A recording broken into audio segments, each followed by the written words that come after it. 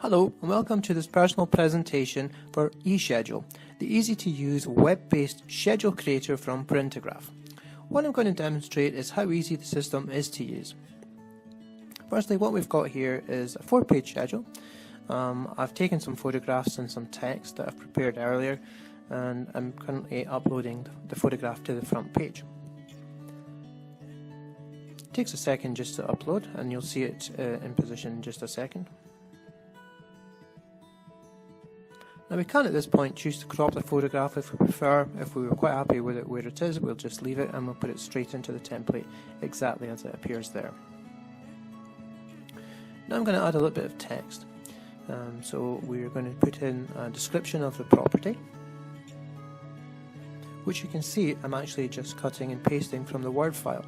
I'm not having to retype it. So if you've prepared the Word file and had it approved by your customer, it's the same file that you could use for the ASPC or the HSPC, and all you're doing is cutting and pasting from the Word file straight into the template. And we'll update that and you can see straight away that it appears on the schedule. Now, one of the many benefits of eSchedule is as we're creating the schedule, it's also creating a window card. So we'll see that towards the end, that effectively your window card is the same as the front page of your schedule. So we're just putting in some features here. And again, we're cutting and pasting, we're not typing straight into the template, although you can do that if you prefer. But you can just cut and paste, toggle back and forth between the Word file and the template, and you can see how easy it is to update. Now you can update that at any time, just to see how you're getting on. Quite happy with that, so what we'll do is we'll move on to page 2. Now from page 2 I'm going to choose one of the layouts. These are the layouts that would pre-agree with you. We've chosen one there, and what I'm going to start doing is uploading the photographs.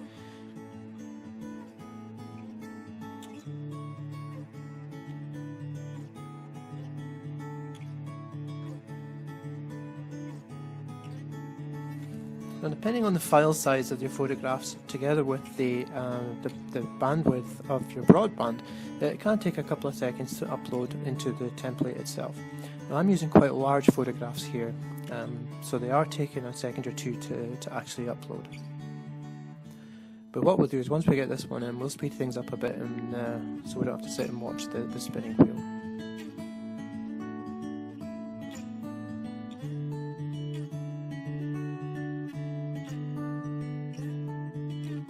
We'd normally recommend a file size as far as megabytes is concerned, or kilobytes, probably around about 2.5 megabytes, which is 2,500 kilobytes.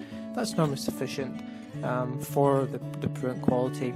You shouldn't have to adjust anything for print quality and online for your ASPC and HSPC.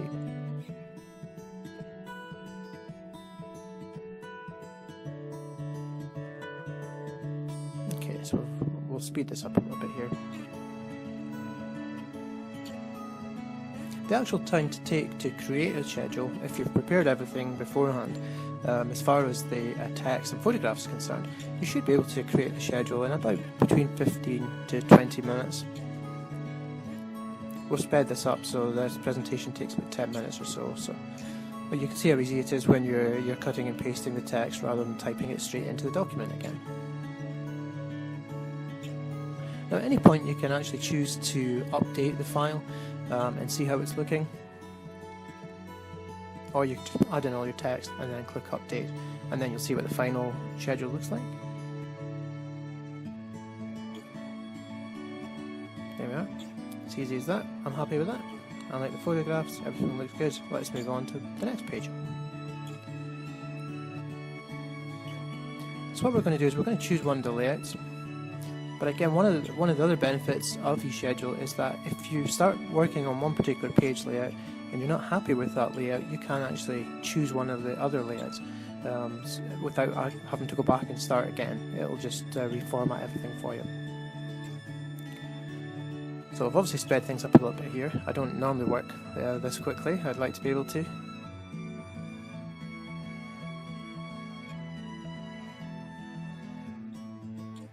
So we're uploading the photographs. I'm just going to choose them at random. I'll probably use some of them doubles just to demonstrate how it's working.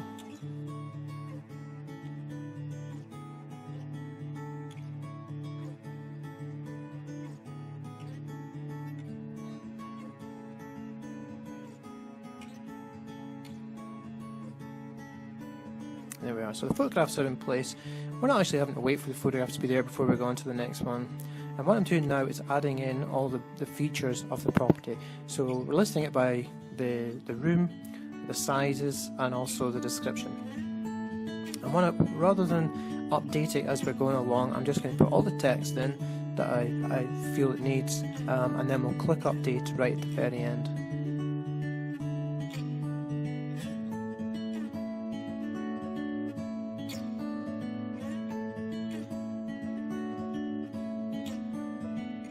One of the tricks we have up our sleeve for eSchedule is the fact that the room property and the size will appear as different colours to the actual text. So whilst it's all going in and looks quite similar at the moment, it will look completely different when we do the update at the end.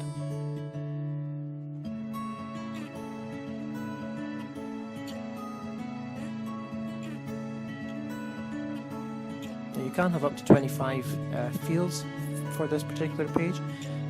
But we would suggest that's probably a little bit too many because that tends to cram everything in, makes it a little bit tight for the people reading the schedule.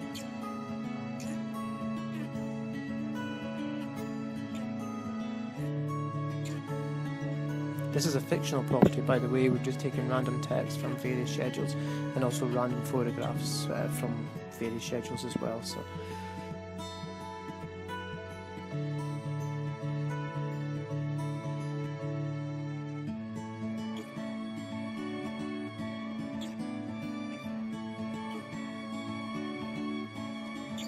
So you can see again the benefit of the cutting and pasting from the Word file.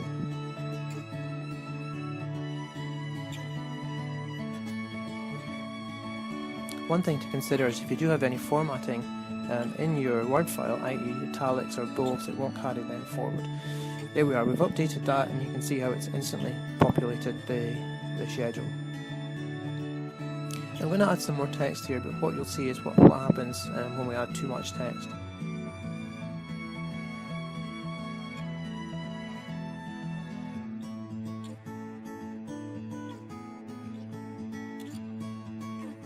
Just update that.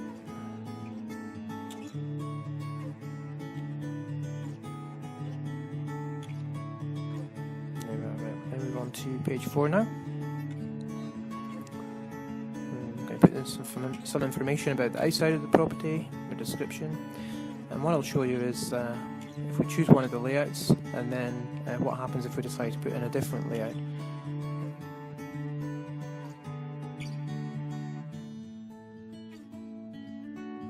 I mentioned earlier obviously you could change the layout if you wanted to, so that's what we'll do.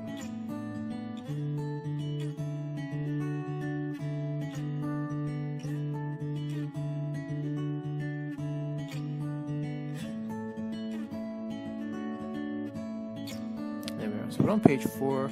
We're going to upload one of the photographs, which is the amazing view from this particular property. We've just made it a single photograph, which will appear quite small on the back of the A4 page. Once you see that, what we'll then do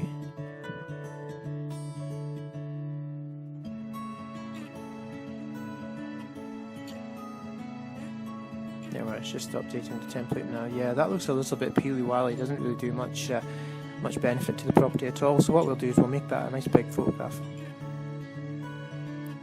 There we are, so you can actually change the template and do whatever you prefer, and that's it. So that's got all our text in. I'm happy enough with that. The layout looks fine. I've got no problem with that at all, so we can actually move on to the next step, which is actually placing the order. So we confirm the amount of schedules that we require and whether or not we want any window cards, and then we progress on to the next stage of actually saving and adding it to our basket. Now the checkout procedure is exactly the same as any other procedure that you would have for shopping online. You choose the product, you put it in your basket, you pay for it, or it goes onto account. we can actually continue shopping, so if you put this one in, you can go back and do another one, put it into the shopping basket. In this instance, we're just going to choose this one product and put it straight into the shopping basket, which is what we've done. So it's sitting there pending at the moment. We'll continue on to the next step. And one thing we would recommend is you always put in a reference so you can cross-reference it back to yourself. Always a good idea, maybe just put in the property name, that's probably the easiest thing. And then moving on to the next step. This is the final step, the checkout procedure, and that allows us to place the order. Within a few moments, we actually get notification that that's been received. The file comes straight through to the print queue, and it's normally printed within about 3 to 4 hours. And that's it. It's as simple as that. It really doesn't take long to do. It's very easy to pick up. And thanks for watching. So for more information, please contact Grant McLean on 01224 238 414.